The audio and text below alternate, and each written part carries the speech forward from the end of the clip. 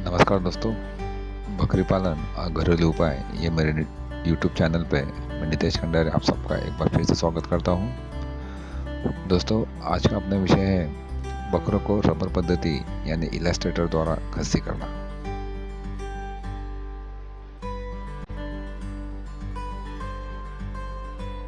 बकरों को रबर पद्धति यानी इलास्ट्रेटर द्वारा खस्सी करना।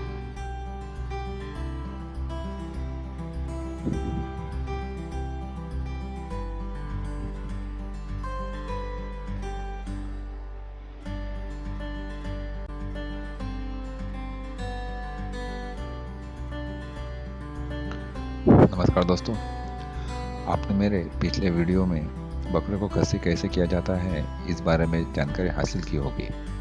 दोस्तों, इस वीडियो में मैं आपको बकरों को इलास्ट्रेटर की मदद से आसानी से कैसे खस्सी किया जाता है इस बारे में विस्तार से बताने जा रहा हूँ। आपसे अनुरोध है कि ये मेरा वीडियो आखिर तक देखें। तो चलिए दोस्तों, शुरू करते हैं। इलास्ट्रेटर द्वारा बकरों को खस्सी करना एक आसान प्रक्रिया है जो कोई भी बकरी पालक बड़े आसानी से कर सकता है। इस पद्धति के लिए खास कुशलता या ट्रेनिंग की ज़रूरत नहीं है। बस थोड़ी सी सावधानी अगर आप बरतेंगे तो आप भी बड़े आराम से बकरे को घर बैठे खस्सी कर सकते हैं।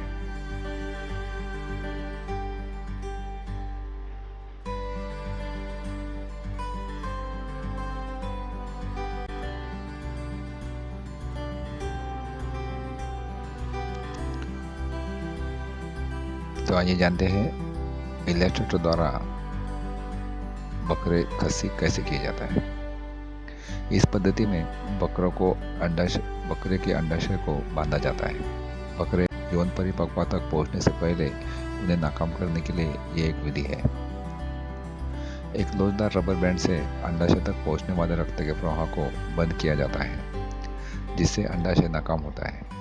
इस प्रक्रिया में लगभग 2 सप्ताह भी लग सकते हैं। बाद में अंडाशय को रक्त न पहुंचने के कारण अंडाशय नाकाम होकर शरीर से झड़ जाता है।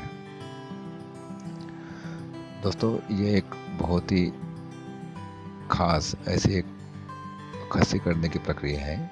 इसमें बकरों को कम तकलीफ होती है, साथ ही बकरों में किसी प्रकार का जख्म या फिर रक्त का वेस्टेज नहीं होता, जिस कारण बहुत से बकरी पालक इसे अपनाते हैं और इसका फायदा सभी को आसानी से उठाया जा सकता है।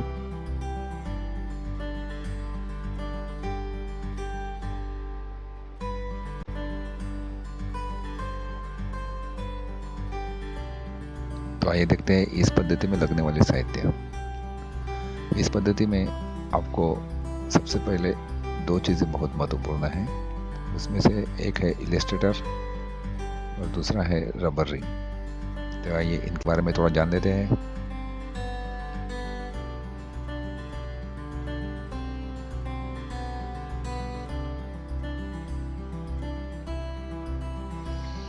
इलास्ट्रेटर यह एक धातु उपकरण है जिसका इस्तेमाल अंडकोश के चारों ओर रबर बैंड को सुरक्षित करने के लिए किया जाता है।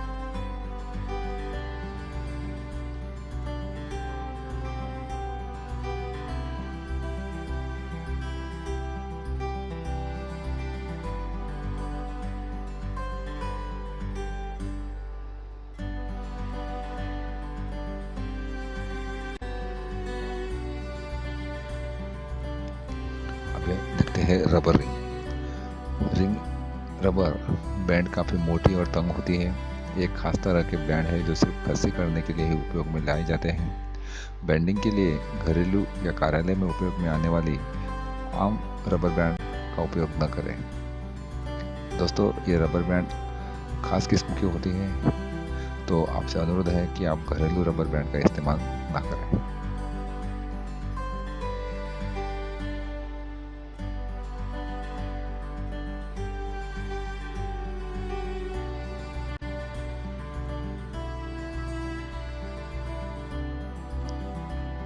तो चलिए आगे बढ़ते हैं और देखते हैं इस पद्धति के दौरान लगने वाले मेडिसिन। दोस्तों, ये इलास्ट्रेटर खस्सीकरण पद्धति, जैसे मैंने आपको पहले बताया, कि कम पीड़ादायक है और इसमें कोई किसी प्रकार की जख्म नहीं होता। फिर भी हमें बकरों को तनाव से बचाने के लिए कुछ मेडिसिन देनी पड़ेगी। उसमें से पहले आपको देना पड़ेगा टेटेनस का इंजेक्शन और उसके बाद दर्द निवारक औषधि। तो चलिए इसके बारे में जान लेते हैं। सबसे पहले देखते हैं टेटनस का इंजेक्शन। टेटनस को रोकने के लिए टेटनस की एंटी एक्सीसी शॉट दे, जिससे बकरे को टेटनस होने की संभावना न हो। दोस्तों, टेटनस हमें पता है कि अगर हमें कोई लोहे की या फिर धातु की चीज़ से मार लगा हो या जानवर को मार लगा हो तो हमें टेटनस का इंजेक्शन लेना पड़ता है। इस पद्धति में जैसे मैंने आपको पहले बताया कि किसी प्रकार का जख्म नहीं होता, फिर भी सावधानी के लिए हमें टेटनस का इंजेक्शन लेना काफ़ी महत्वपूर्ण है, क्योंकि रबर बैंड जहाँ पे अंडाशय को कसता है वहाँ पे इन्फेक्शन होके टेटनस हो सकता है। इसलिए इस पद्धति का अवलंबन करने से पहले बकरे को 1 सीसी टेटनस का इंजेक्शन जरूर दें।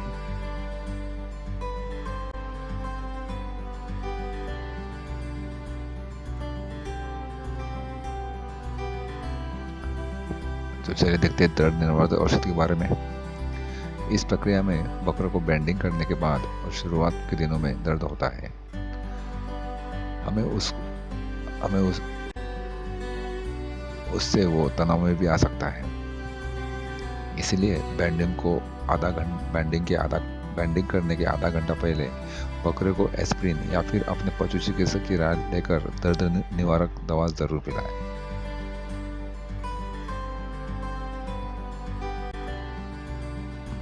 दोस्तों, मार्केट में बहुत से पशुओं की दर्द निवारक दवाएं मौजूद हैं। मैं आपसे अनुरोध करता हूं कि आपके पशु चिकित्सक की राय से ही दर्द निवारक औषधि खरीदें और बकरे को बैंडिंग करने के आधा घंटा पहले जरूर पिलाएं।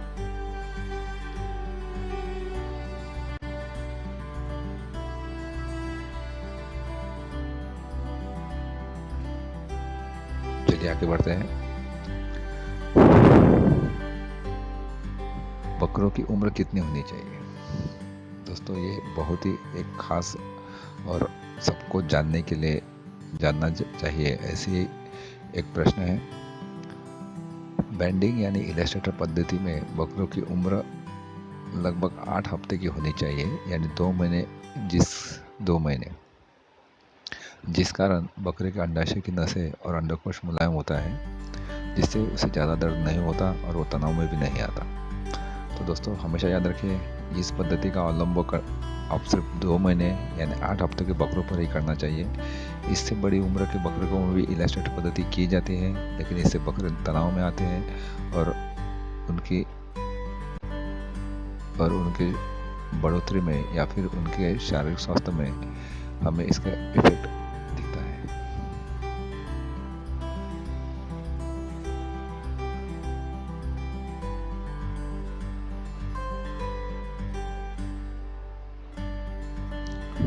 बैंडिंग यानी इलस्ट्रेटर पद्धति शुरू करने से पहले सबसे पहले बकरे को टेटेनस और दर्द निवारक औषधि देना चाहिए। नंबर 2, बैंड को इस्तेमाल करने के 10 मिनट पहले बैंड को अल्कोहल में डुबाकर रखना चाहिए। इससे बैंड स्टरलाइज हो जाएगा, यानी उसमें किसी तरह के बैक्टीरिया या जंतु नहीं रहेंगे। एक साथी को अपनी मदद के लिए मौजूद रखना चाहिए। दोस्तों, ये पद्धति अकेले नहीं कर सकते, इसके लिए आपको एक साथी यानी एक हेल्पर की हमेशा ज़रूरत पड़ेगी। तो इसीलिए ये पद्धति अगर आपको करनी है तो आपको एक साथी की ज़रूरत हमेशा पड़ेगी। इलस्ट्रेटर में बैंड डालकर रखना चाहिए। जैसे कि आप नीचे दी गई फोटो में देख रहे हैं, इस पद्धति से इलस्ट्रेटर में बैंड चढ़ाकर रखना चाहिए।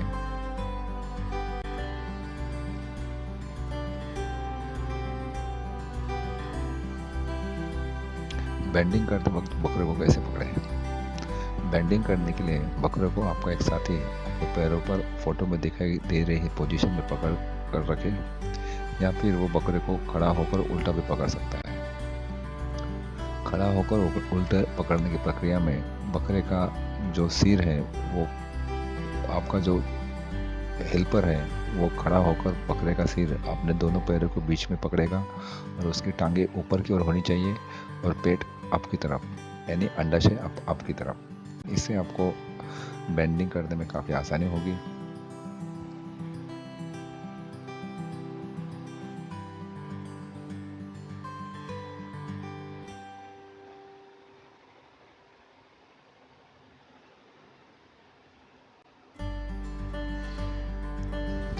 चलो देखते हैं बैंडिंग यानी इलास्ट्रेटर पद्धति। इलास्ट्रेटर में बैंड डालकर इलास्ट्रेटर की बाजुओं को दबाएं, इससे रबर खींचकर गोलाकार आकार में आ जाएगा।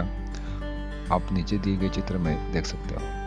दोस्तों अभी हम मेन पॉइंट पे आ गए हैं। यहाँ इसमें इलास्ट्रेटर में रबर बैंड डालकर इलास्ट्रेटर को जो कस के दबाए ताकि जो रबर है वो खींच के गोल आकार में यानी चौकोर आकार में आ जाएगा। अब बकरे के अंडाशय एक हाथ में पकड़कर दोनों अंडाशय को नीचे की तरफ हल्के हल्के खींचे, यानी बकरे के पेट और अंडाशय में दूरी हो जाए।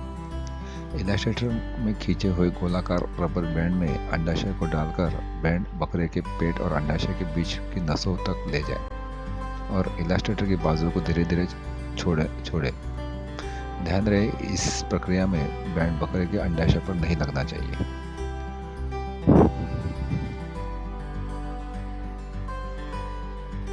दोस्तों इस प्रक्रिया में सिर्फ एक ही बात ध्यान देने जैसी है कि जब भी हम बैंडिंग करते हैं तो ध्यान रखना चाहिए कि बैंड बकरों के अंडाशय पर नहीं चढ़ना चाहिए। बैंड बकरे के पेट और उसके अंडाशय के बीच वाली जगह में जहाँ पे नसें होती है वहाँ पे लगना चाहिए।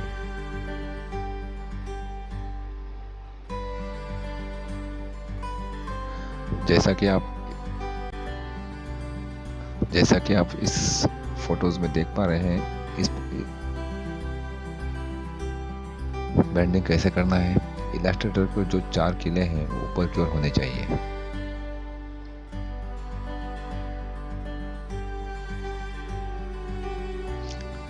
आप आपके राइट साइड वाले फोटो में देख पा रहे हैं कि इलास्ट्रेटर कैसा हो रखना चाहिए। जो किले हैं वो किले ऊपर की ओर, ताकि इसे लगाने के बाद इलास्ट्रेटर आसानी से निकाल जा सके।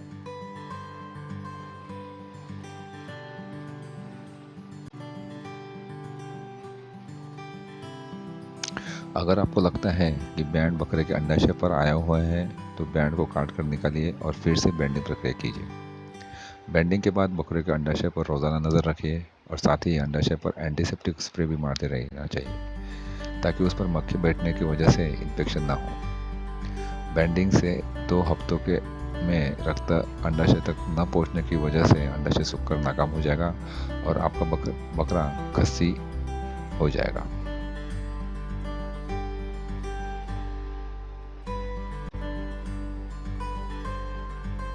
दोस्तों इस वीडियो में मैंने जो इलास्ट्रेटर पद्धति आपको बताई है, इसमें इस्तेमाल किए गए इलास्ट्रेटर और रबर बैंड अगर आप खरीदना चाहते हैं तो शायद ही आपको मार्केट में मिलेंगे। अगर मिलेंगे भी तो दोनों की कुल कीमत तकरीबन 6,000 के रुपए तक जाएगी। अगर अच्छे क्वालिटी के इलास्ट्रेटर और रबर बैंड नाम मात्र कीमत में खरीदना चाहते हो तो मुझे इस नंबर पर कॉल करें या फिर इस वीडियो के नीचे कमेंट्स करें। दोस्तों मैं आपको इलास्ट्रेटर और रबर बैंड अच्छी क्वालिटी का और काफ़ी कम कीमत में देने का प्रयास करूँगा, यानी दिलवाने का प्रयास करूँगा।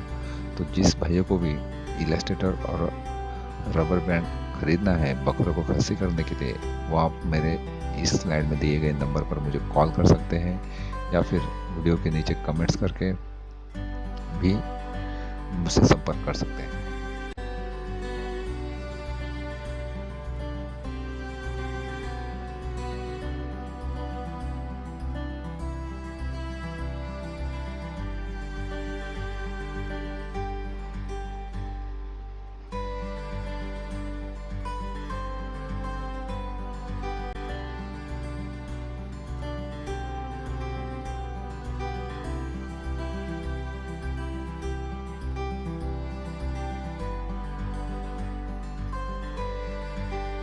दोस्तों